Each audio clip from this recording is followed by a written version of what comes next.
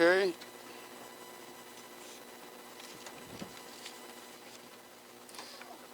I'm joined by Terry Toll, who's on my right, who's the CEO of Tappan Zee Contractors, Inspector Patrick Reagan from the New York State Police. We have Major Dodd from the New York State Police, Captain Mazzone from the New York State Police, John Melville from the Department of Homeland Security, Emergency Services, and Dave Capobianco from the Thruway Authority.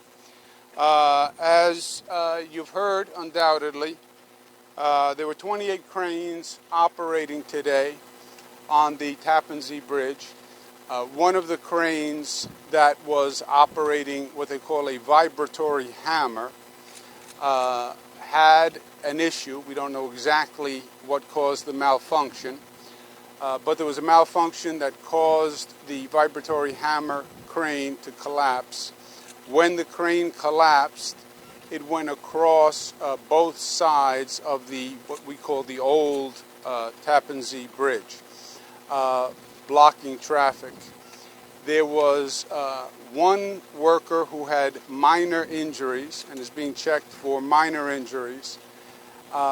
There were two cars that had minor accidents in avoiding the fallen crane, but miraculously, there were no serious injuries whatsoever. The crane operator is being checked, but we believe he will be fine. The Tappan Zee contractor worker, we believe, is going to be fine. And no vehicle actually hit the crane, which again, luckily it was relatively early in the day. This was about noon. The traffic wasn't that heavy. But it was, we were very, very fortunate that the situation wasn't worse. We are going to be doing an investigation to find out what happened to the crane and why the crane malfunctioned. We're also going to be inspecting the lanes to make sure there's no structural damage to the bridge. As you know, the bridge is an old bridge. That's why we're replacing it in the first place. The crane boom did land directly on the bridge. We're in the process of clearing the boom now, and we've made significant progress on clearing the boom. But we want to do a structural inspection of the bridge to make sure there's no underneath structural damage from the weight of the boom landing on the bridge. And until that structural inspection is done, we are not comfortable, I am not comfortable reopening the bridge. Even though the deck may look fine, you don't know what happened or could have happened underneath the bridge to the supporting structure. Again, it's a very old bridge that has been pieced together for a very long time. It should have been replaced decades ago. So until we finish that structural inspection, I don't feel comfortable saying the bridge will be reopened to traffic. The structural inspection should be done in several hours, and we'll have a further update at that time. In the meantime, we'll continue removing the boom from the top of the deck, and we've made very good progress there. And we have a structural inspection team that is actually on the ground, and they're on the way to the bridge. We know there was some damage on the south side of the bridge.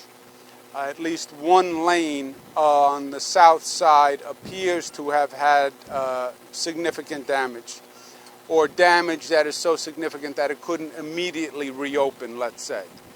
But again, that's preliminary. There are experts who do just this, and they're going to inspect the structural integrity of the bridge, and then we'll make a final determination. In the meantime, people should use other routes. You have the George Washington Bridge, you have the Newburgh Beacon Bridge, you have the Kingston Rhinecliff Bridge, and you have the Bear Mountain Bridge, all of which could be used as alternatives to the Tappan Zee. Again, we'll have further information in the next few hours after the structural engineer. You now know what we know. We do not know why the crane collapsed. Again, 28 cranes were operating today. Dozens and dozens of cranes have been operating on that bridge for months. This is the first accident we had.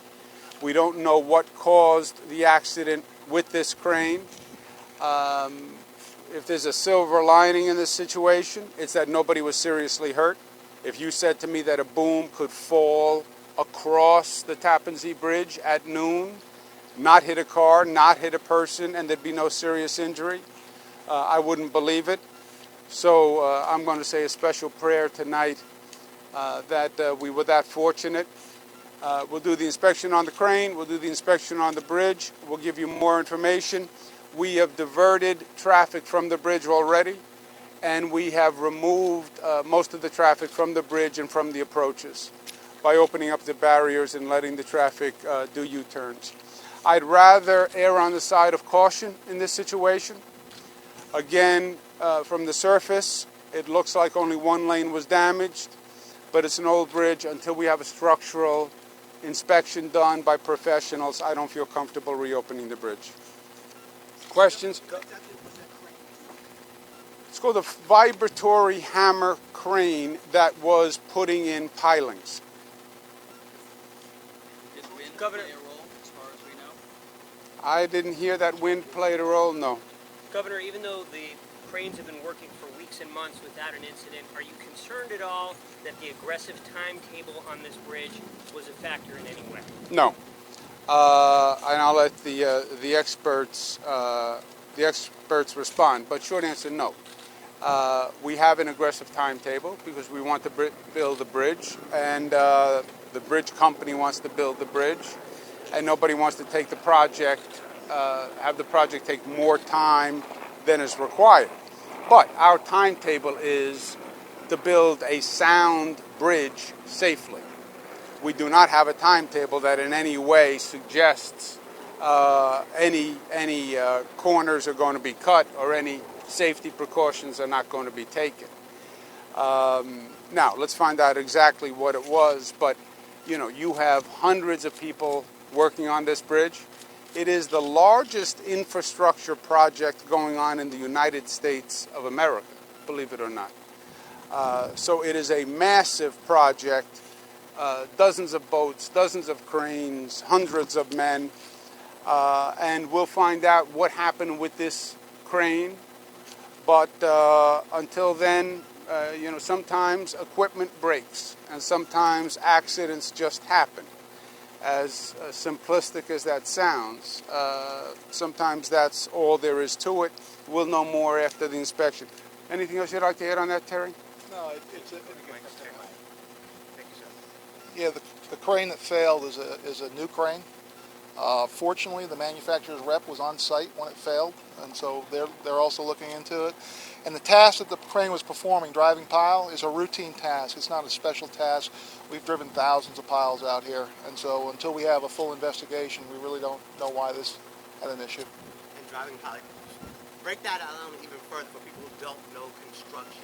What they were actually, what does that mean? The crane holds up a vibratory hammer. The hammer weighs 121,000 pounds, and it vibrates the pile into the mud, and so the crane's job is to hold that hammer up into the air on top of the pile. And again, it's a routine task that we've performed thousands of times out here.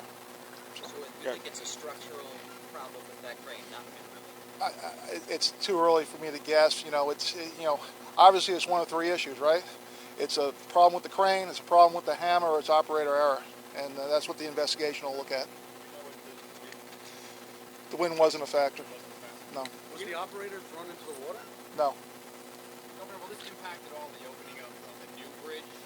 And is there a target date for that? This should not, I don't believe, it should affect the timing for the new bridge. If anything, it's going to be a question on the reopening of the old bridge, right? Because we have to check the structural integrity of the old bridge. But it shouldn't affect the timing on the new bridge, and it'll be the same timetable that we've been working on. As Terry said, what's interesting and even more confounding here is it was a new crane performing a routine task. This was not one of the high-risk operations of bridge building, if you will. Some of the things they've done on building this bridge have really been amazing. One of the largest cranes in the world came in, etc. But this had nothing to do with that. This was just one of a routine crane that is doing pilings, of which they have done thousands since we've started construction. Do you know who owns The- the crane? Tappan Zee Constructors owns the crane. Let him step to the mic. Step to the mic. Yeah, my name is Terry Toll. It's Towle. I'm president of Tappan Zee Constructors. How tall was that crane? That's untrue. No, the crane sits on our on the new bridge, and the boom is what failed. Traffic in the surrounding areas, being extra police out there to handle the amount of cars that will be on the local roads this evening? The state police are coordinating with all the local police for exactly that purpose.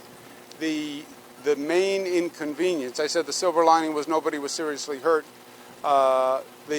To the extent there is an issue, it's the traffic and the backup of the traffic. And that we're working on with the state police. The local police has been very helpful. I've been speaking with the local officials, and I want to thank them very much for their assistance. And depending on the delay, we'll take it from there, which we'll find out after we do the inspection of the bridge, and then we can give you a hard timetable and motorists a hard timetable of when the bridge is going to reopen. Are you concerned about the safety? I mean, this has been a controversial bridge. We had a boating accident where some folks were killed. We had a barge accident. Now you have this crane collapse. Are you concerned about ongoing? Yeah, I would take exception to your characterization. This is the largest infrastructure project in the United States of America. When you do something this big involving this many people, this many situations, this many boats, things will happen. You know, somebody will drop a hammer and it'll hit them on their foot, right? Things happen. There are accidents that happen. But this has been extraordinary, in my opinion, on the rate of progress and the lack of any serious injuries here. You had a boating accident, which was really a recreational boating accident, right? Which had nothing to do with the bridge construction whatsoever. So when you say that, it's misleading. You had another accident where, again, a boat that was operating on the river hit a stationary barge that was part of the project. So, no, as far as the construction itself and the contractors themselves, it has been going extraordinarily well. All right, guys, anything else? The inspectors are on their way now. We just flew them in. We're bringing them from the airport. Several hours is what they told me. And that's what I will repeat to you. I have no reason to know if that estimate is short or long. But I'll be working with them. We're going to take a tour of the top side of the bridge now. And then we'll do an inspection of the bottom of the bridge with the bridge inspectors. And as soon as we have an estimate of when the old bridge will reopen, we'll give it to you. Again, the traffic backup is probably the biggest problem we're dealing with. And you know what? Thank God that's the biggest problem we're dealing with. That's all I can say. If you were Thank you. driving from Nyack to Mount Kisco tonight, what would you do? I would take a different bridge. Thank you.